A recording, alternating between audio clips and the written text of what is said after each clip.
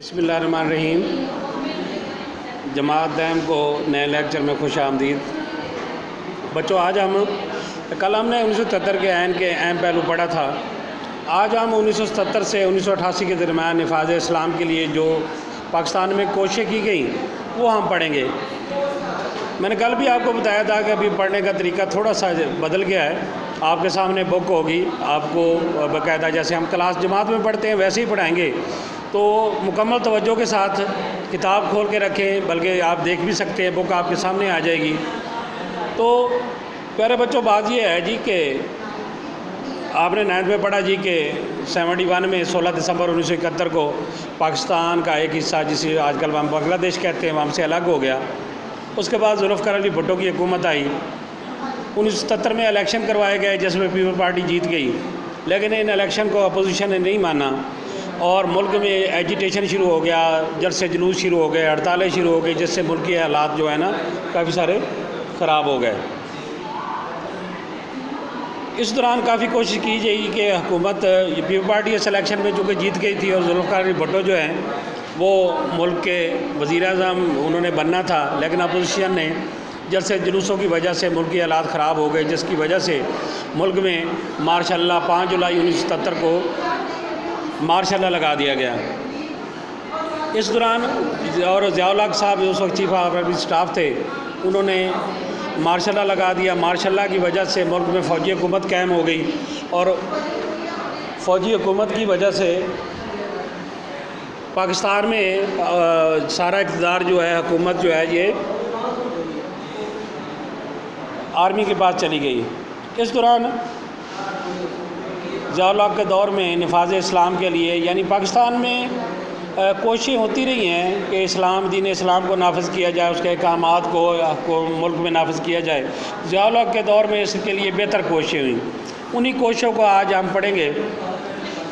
سب سے پہلے شرعی عدالتوں کا قیام۔ اس دین اسلام جو ہے ہر پہلو پہ نظر رکھتا ہے، ہر پہلو کے بارے میں بتاتا ہے ہمیں، تو اس میں ایک انصاف بھی ہے۔ جس معاشرے میں انصاف نہیں ہوگا وہ معاشرہ کبھی بھی ترقی نہیں کر سکتا اور وہاں امن نہیں آ سکتا۔ اس لیے ضیاء الحق صاحب نے شرعی عدالتیں قائم کی تاکہ وہاں پہ فیصلے جو ہے شریعت کے مطابق ہو، قرآن کے مطابق ہو، حدیث کے مطابق ہو، جس کے لیے علماء کرام کو بھی اس میں جج کے طور پہ شامل کیا گیا۔ اور ان وفاقی شرعی عدالتوں کو بعد میں ہائی کورٹ میں بنایا گیا اور بعد میں سپریم کورٹ میں اس کے خلاف اپیلیں سنی جاتی تھی۔ یہ عدالتیں یہ بھی دیکھتی تھی کہ کسی عدالت میں شریعت کے خلاف تو فیصلہ نہیں دیا، اگر دیا ہے تو تاکہ اس کا سد باب کیا جا سکے۔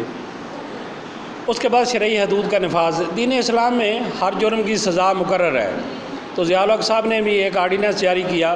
آرڈیننس بچوں اس حکم کو کہتے ہیں، اس قانون کو کہتے ہیں کہ جب اسمبلی نہیں ہوتی یعنی قومی اسمبلی یا پارلیمنٹ سینٹ نہیں ہوتی، اس وقت جو قانون صدر کی طرف سے جاری کیا جاتا ہے اسے آرڈیننس کہتے ہیں۔ تو ایک آرڈیننس کے ذریعے چوری کی، زنا کی، یہ شراب نوشی کی سزائیں مقرر کی گئیں اور دی بھی گئیں۔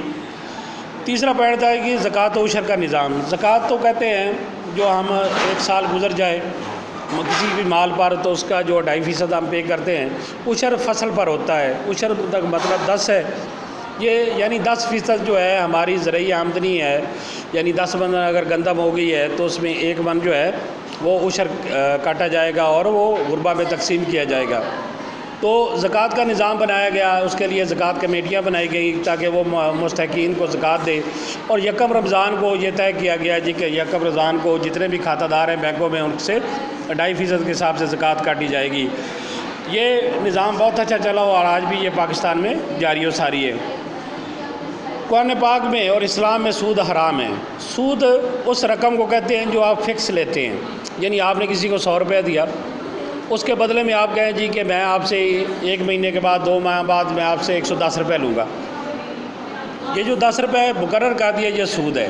اگر آپ ایسے کریں جی کہ آپ کو کاروبار کریں اس سے، یہ 100 روپے میرا ہے، اس میں اگر فائدہ ہوگا تو ہمارا آدھا، اگر نقصان ہوگا پھر بھی ہمارا آدھا، یہ سود نہیں ہوگا۔ لیکن جب آپ فکس کر دیتے ہیں یہ سود ہے، تو پاکستان کا کیا انٹرنیشنلی یہ سودی نظام جو ہے یہ رائج ہے، اس وقت بھی ہے لیکن نام بدل گیا ہے۔ اس وقت جو ہے سودی نظام کو ختم کرنے کے لیے کوشش کی گئی کہ جتنے بھی کرنٹ اکاؤنٹ تھے ان کو profit and loss saving account میں PLS اکاؤنٹ میں تبدیل کر دیا گیا تاکہ نفع نقصان کی بنیاد پہ کھاتے کھولے گئے۔